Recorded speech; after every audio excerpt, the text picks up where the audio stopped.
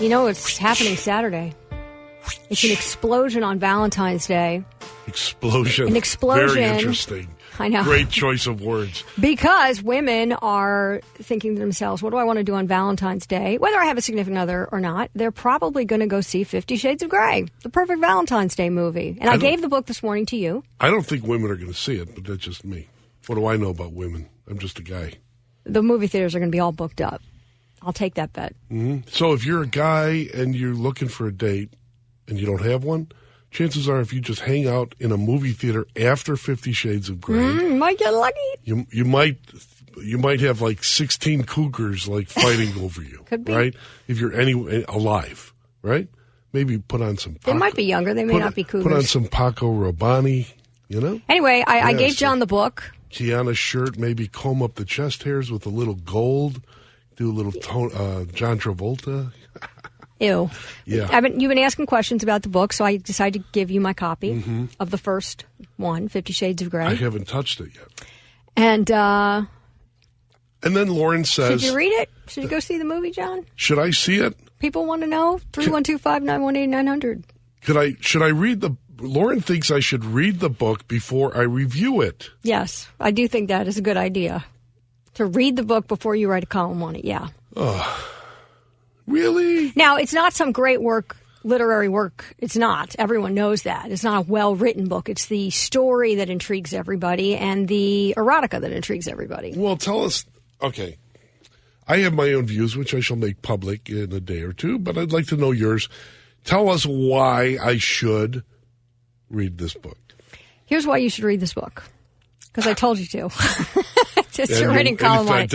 If I don't, you're 50 Shades of Grey right? is a story about this, young student who's very innocent, and she meets the very handsome, brilliant Christian Grey. Her name is Anastasia. She meets very handsome, brilliant, rich so her name Christian is Grey. Anastasia, and she meets and Christian his name Grey. is Christian. Yes. Okay, and she goes to replace a friend of hers who can't go to do an interview on the Big Entrepreneur, and all of a sudden it's sort of this sexual attraction, love at first sight. We don't know between the two. So the book weaves in and out of the tale of a love story, soap opera, with the combination of erotica and a little S&M, maybe a lot of S&M, and the whole sexy details. I don't know what's sexy about that. Now, when hitting women, I don't get it. When I first covered this right after it came out and women were reading it everywhere, they were having book parties and celebrating it. And all the women I interviewed, the reason they loved the book so much was there was three different reasons. First of all, they loved the love story and the whole idea you could change somebody throughout. There's 3 books. Because we argue that issue, can you change someone? What do you mean by change? Change what? You change a person. From being the little Anastasia innocent girl to someone who likes to get handcuffed and spanked during sex? That's one of the elements. But another part of it is changing them in terms of the things that torment them since childhood, that make them shy or make them controlling or make them whatever they are, sort of to change them to see love in a different way. I don't want to give it away for everybody if you haven't read it or the movie. But we always talk about how you meet someone and can you change them, right? Right. You date someone, you want to change them. They have certain patterns of habit. We always say you can't change a person. Right. Well, this is the story, the opposite of that. The idea that you can change someone. 2, it unleashes what women told me when I interviewed them, their sort of inner sexuality, that they're conventional or conservative and they want to explore the sexual world, but they've always been afraid to talk about it. It gave them a forum to talk about it and not be embarrassed. Okay. That was one of the things. And I thought it was a fun read. That's why, and when I read it, I didn't know that there was 3 books, so I was so intrigued by it I was upset that I didn't know there were the other books, that I wanted to read the next one and the next one. So to find out what happened in the story. Yeah, I couldn't put it down. 3. I was like everybody else out there. I wanted to continue to read the smut.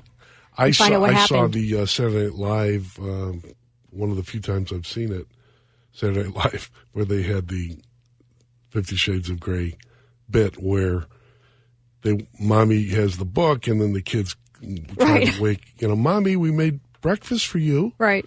And it was like, oh, why did you open the door? It basically, Leave me I alone. wanted to just crawl up and scream. But well, it's that's not just for everyone. Me. No, I don't know. I mean, maybe I should read it. Do you ever hear the term, the phrase "sex sells"?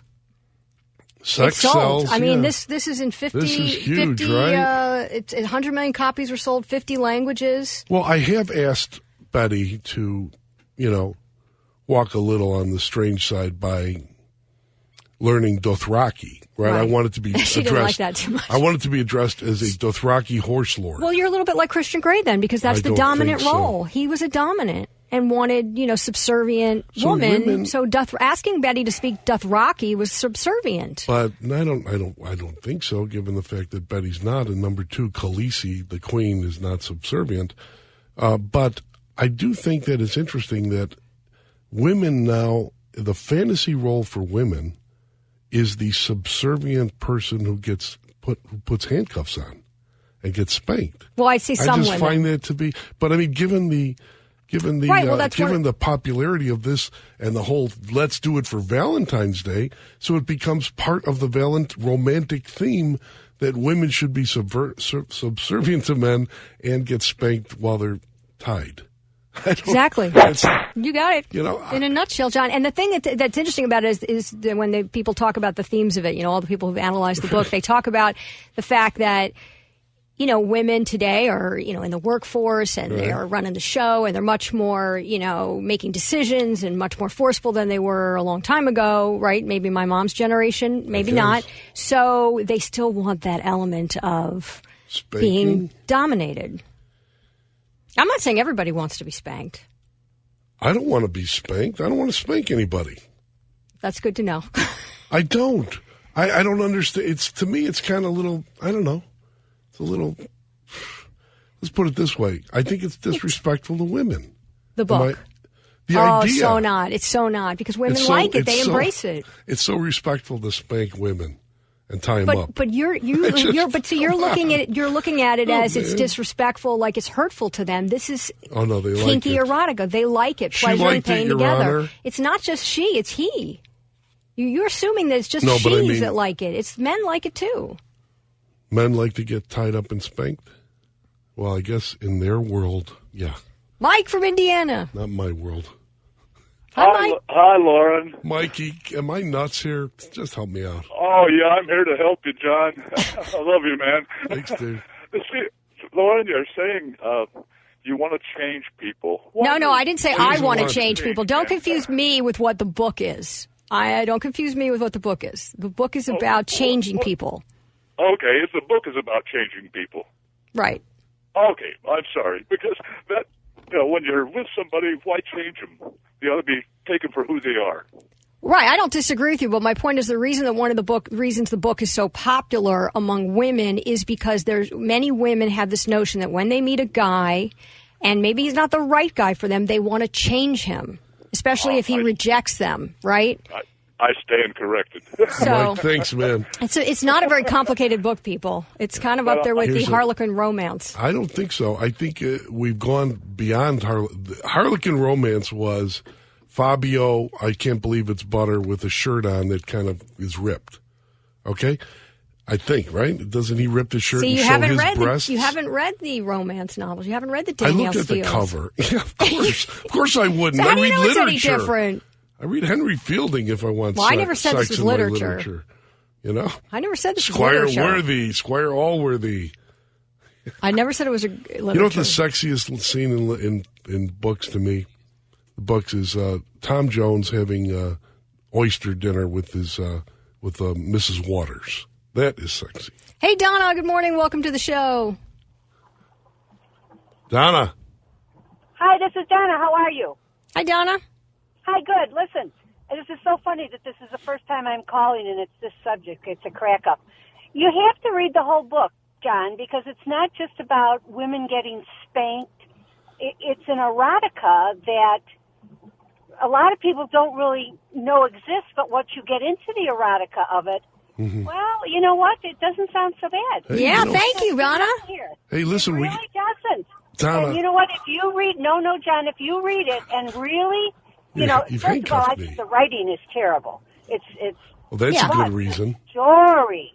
and you listen, read the whole thing and then let me know what you think. I'll tell Let you. your wife read it. Thanks, Donna. That's awesome. I'll leave with this from 312, a text. Reason why not to read it. Picture your mom spanking your dad handcuffed.